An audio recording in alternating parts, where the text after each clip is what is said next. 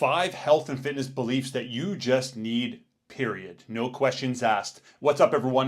Jonathan Els here. If you haven't tuned into my channel before, I'm a personal trainer and nutrition coach of more than 14 years experience, almost 16,000 professional paid hours working with clients.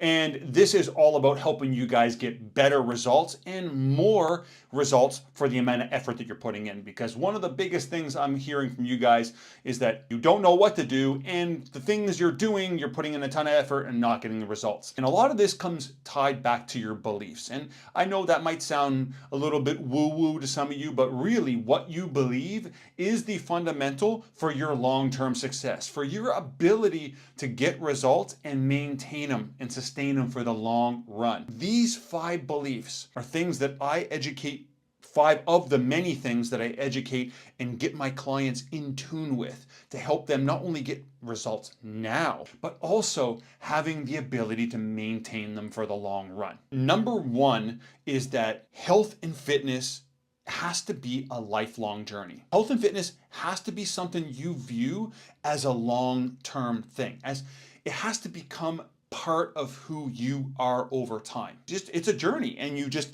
go step by step by step by step, and you keep learning. You can't see it as something like, well, I'm going to do this challenge, or I'm going to do this, and I'm going to lose this weight, and then on the first I get to start living my life how I was before. That's not going to give you the results you want, because what's going to happen is you're going to get something temporarily, and then you're just going to gain it back. You're going to lose the weight temporarily, you're going to gain it back, or you're going to start getting stronger, then you're going to start getting weaker again as soon as you stop doing the things that you needed to do to get the results.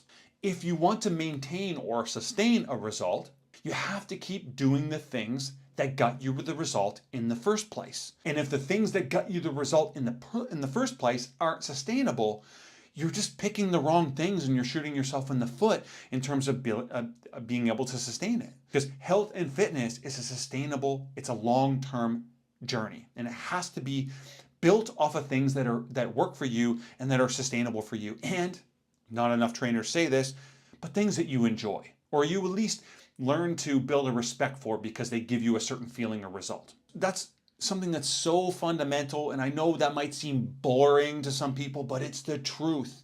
It's a lifelong journey. The second thing is that nutrition controls or drives your ability to lose weight, sustain your weight, or gain your weight. Nutrition is the driver of that. It's the principal influencer for that. Why? The only determining factor for whether you're going to lose weight or not, or whether you're going to gain weight, is your calorie intake. And calorie intake is from your weekly food and drinks. So the food and drinks that you consume, whatever goes in your mouth, that's where you get the calories from. We need to be able to prioritize our nutrition as the number 1 priority if our goal is to lose body fat or maintain our body fat. That doesn't mean the other things don't matter. That doesn't mean health doesn't matter. That doesn't mean quality of foods you're eating doesn't matter. Guys, I'm saying nutrition. Nutrition is the driver of weight loss, gain, or maintenance. And the number 1 factor there is your calories. The number 2 factor, which makes getting in a calorie deficit or managing your calories much easier if you want to lose or maintain your weight, is the quality and the types of foods you're eating. What foods you're eating. It is calories, then the types of foods you're eating. The types of foods you're eating, or what you're eating, or the quality never takes importance over the amount of calories you're consuming over the week. And many people get that wrong. I've worked with many clients. When they first came to me, they said, Jonathan, I can't lose this weight. I've tried everything. I'm frustrated. It sucks to gain it all back afterwards. I don't get it because I'm eating healthy, but I'm not losing the weight. And I often, I don't tell them right in that moment, but I say, well, there's lots of things we need to work on. But once they start working with me, I help them realize that, wait a second, eating healthy isn't the number 1 thing. It's the calories. Nutrition is what drives your health and fitness. So that should be a big priority for you, regardless of what your goal is, but especially if you have any goal related to gaining muscle, losing body fat especially, and the tone or definition of your body. Number 3 is that weightlifting supports your muscle and strength. Okay? Weightlifting or weight training supports your muscle and strength. Weight training is amazing for your health. It helps give you a higher quality of life. It helps make everything feel easier in your daily life. And what a lot of you are going to want to hear, it helps make fat loss way easier. So weight training is like one of those keys to fat loss that a lot of people unfortunately don't pay attention to.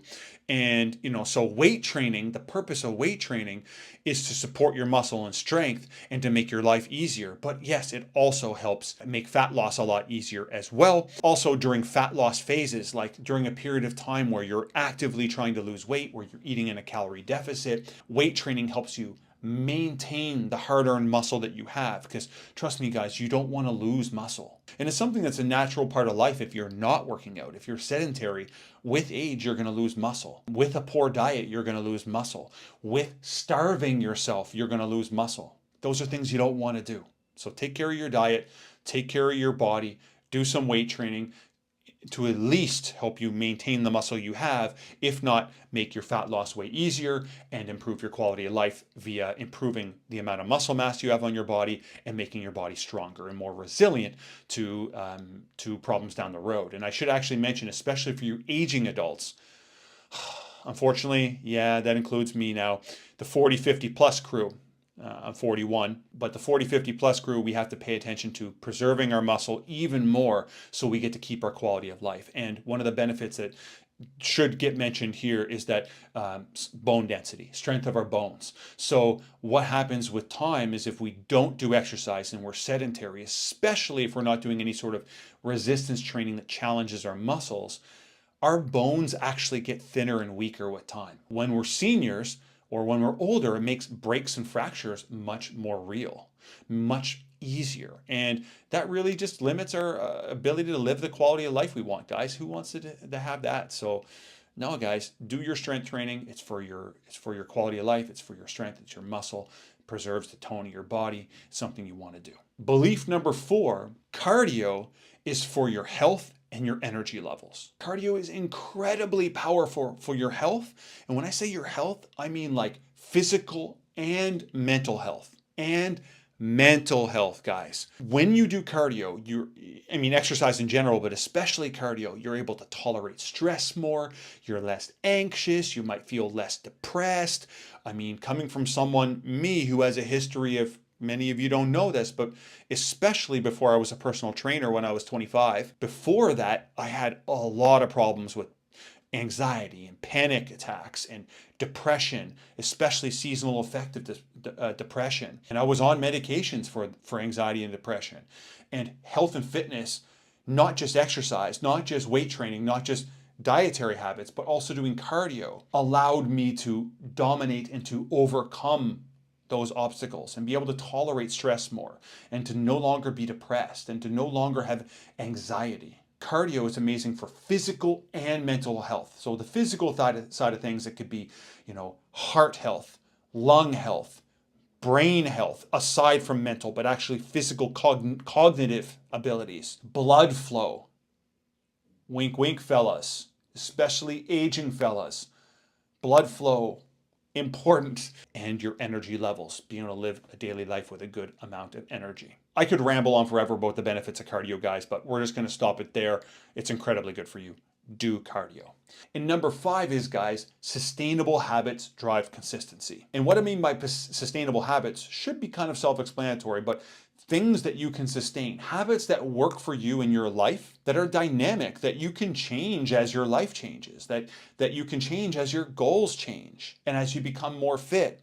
So sustainable habits are things we do on a daily and weekly basis, daily and weekly, that allow us to achieve a goal. And it's one of the reasons why I always encourage, like one of the part of educating and getting my clients where they need to be have sustainable results, is making them understand that it's got to make sense for their current life. They got to be able to do it on a daily and weekly basis, and it's got to actually make sense for their schedule and their demands and everything in their life. So sustainable habits are what drives consistency. And I know all of you guys want to be consistent.